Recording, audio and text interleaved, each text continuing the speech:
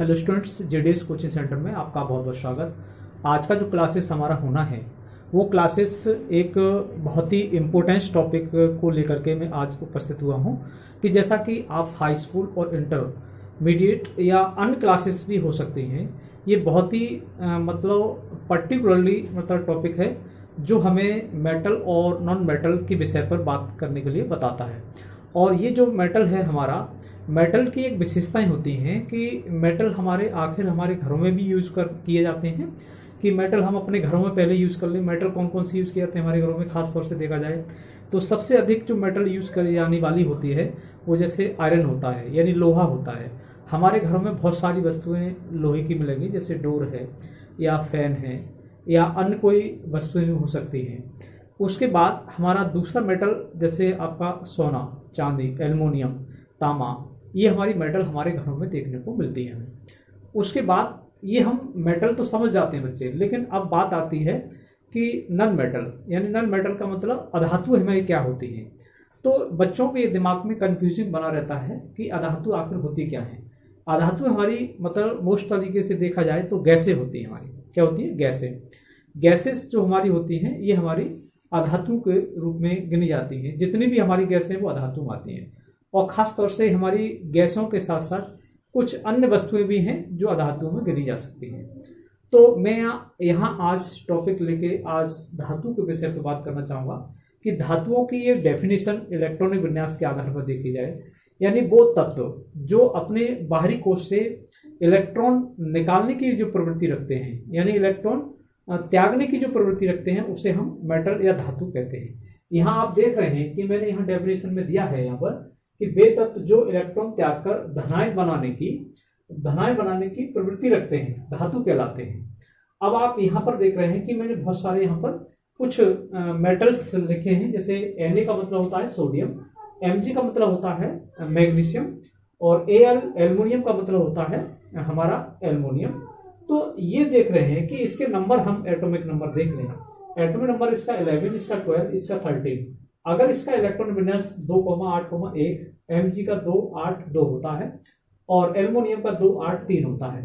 तो ये पर्टिकुलरली खास बताया गया है कि जब किसी भी मेटल के बाहरी कोश में अगर 1 इलेक्ट्रॉन है या 2 इलेक्ट्रॉन है या 3 इलेक्ट्रॉन है, तो वो जो है ये मोस्टली इसकी विशेषता होती है तत्वों की, ये अपने बाहरी कोश से इलेक्ट्रॉनों को निकालने का कार्य करते हैं।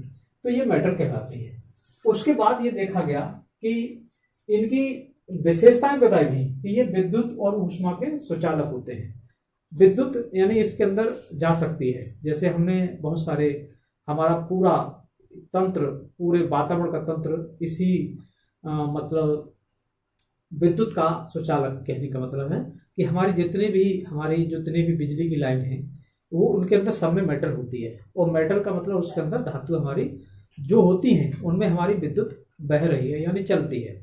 और ऊष्मा की सुचालक भी होती हैं। ऊष्मा का सुचालक मतलब होता है कि इसमें ऊष्मा भी, अगर जैसे मान लो आपने कोई फ्लेम जला दी, फ्लेम का मतलब कोई भी आपने जैसे कोई गैस जला दी, मान लो बर्नर जला दिया, और आपने एक इस तरीके से उस पर पकड़ लिया आपने, और लोहे की कोई वस्तु है और यहाँ से आप गर्म कर रहे हैं, यहाँ से गर्म करेंगे तो आपका इस सिरा आपका गर्म किया है और धीरे धीरे देखेंगे कि ये सिरा भी गर्म होने लगेगा। यानी बहुत बड़ा सिरा है ये लोहे का, और ये सिरे को आप गर्म कर रहे हैं तो ये धीरे धीरे इसमें ऊष्मा चल रही है। और चलने को ही हम क्या कहते हैं? ऊष्मा का संचरण कहते हैं। इसके अंदर एक और गुण है आघात वर्धनीयता। अगर इनको हम चोट लगाते हैं इन पर, तो चोट लगने की स्थिति पर ये फैलते हैं, मतलब टूटते नहीं, फैल जाते हैं।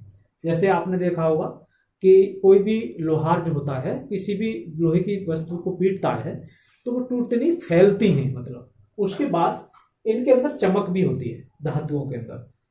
कुछ धातुएं बहुत सारी हमारी, जैसे सोना तो बहुत अच्छा चमक है, चांदी में भी बहुत अच्छी चमक है, लेकिन लोहे में चमक नहीं होती है। कुछ बच्चे कहते हैं लोहे में चमक कहाँ होती है सर? तो मैं ये कहना चाहूँगा कि अगर लोहे की किसी वस्तु को रोज साफ किया जाए, डेली मतलब साफ किया जाए, तो उसमें भी चमक आ सकती है। जैसे हमारे घरों में महिलाएं होती हैं, महिलाएं को कढ़ाई रोज डेली साफ करती है, तो उससे देखा कि कढ़ाई कितनी साफ हो जाती है। तो धातुओं में भी चमक, यानी लोहे में भी चमक होती है।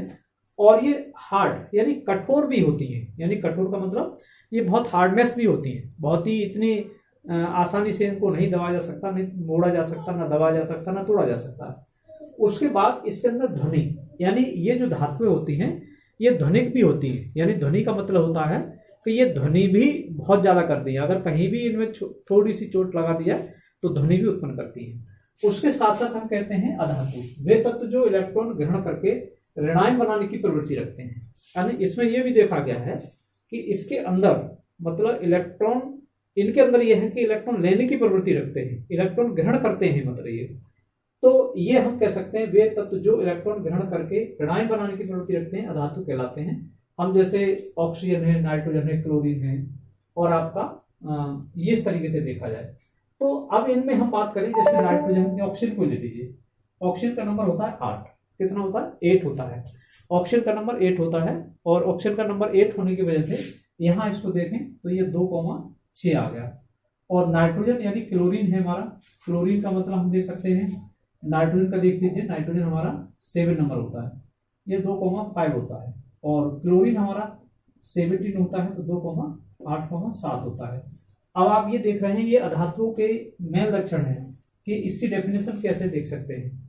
यहाँ बताया गया है कि देखो इसके बाहरी कोश में 6 इलेक्ट्रॉन है, और ये 1 इलेक्ट्रॉन यानी 2 इलेक्ट्रॉन ये कंप्लीट करना चाहता है, 2 इलेक्ट्रॉन लेकर के ही अपनी अष्टक संरचना को कंप्लीट कर सकता है। ऐसे ही यानी यहाँ 8 इलेक्ट्रॉन होने के लिए 2 इलेक्ट्रॉन लेगा ये। अब ये ले रहा है, तो लेने का मतलब ग्रहण कर रहा है, ग्रहण करने का मतलब हम कह सकते हैं ये अधातु है। नाइट्रोजन की बात करें, नाइट्रोजन का 2,5 है, यानी ये 8 इलेक्ट्रॉन पूरे कंप्लीट करने के लिए 3 इलेक्ट्रॉन लेगा, तो यहाँ पर ये 8 इलेक्ट्रॉन कंप्लीट हो जाएंगे। ऐसी क्लोरीन है, क्लोरीन के बाहरी कोश में 7 है, तो 1 इलेक्ट्रॉन ले रहा है, तो ये ले रहे हैं। तो कहने का हमारा तात्पर्य हुआ अधातु इलेक्ट्रॉन लेते हैं और धातु इलेक्ट्रॉन निकालते हैं। तो इस तरीके से हम बात कर सकते हैं कि ये मृदु, ये अधातु सॉफ्ट भी होते हैं, इनकी विशेषताएं, ये कठोर नहीं होते हैं, और ये मतलब इनके तन्य यानी इनके तार भी नहीं बनाए जा सकते, और धातुओं के तार बनाए जा सकते हैं। उसके बाद आघात वर्धनी नहीं होते हैं। आघात वर्धनी का मतलब इन पर चोट लगाई जाए तो ये भंगुर होते हैं, यानी इन पर चोट लगाएंगे ये टूट जाएंगे। उसके बाद इनके अंदर चमक नहीं होती, और ये कठोर भी नहीं होते हैं, और इसमें ध्वनि भी कम उत्पन्न होती है, और ये इसके साथ साथ इसके अंदर ऊष्मा और विद्युत का संचरण भी नहीं होता है। तो ये मैंने आज का टॉपिक धातु और अधातु के विषय पर बताया। तो शायद है कि मैं पूरी तरीके से विश्वास करता हूँ कि आप लोगों को ये समझ में आया होगा। तो इसको क्लास को आप खुद पढ़ें, और ये खुद पढ़ने के बाद अन्य बच्चों को भी शेयर करने का कार्य करें, कि जिससे कि अन्य बच्चों का भी लाभ हो सके आपके साथ साथ। तो आज की हम क्लास में इतना ही रखना है।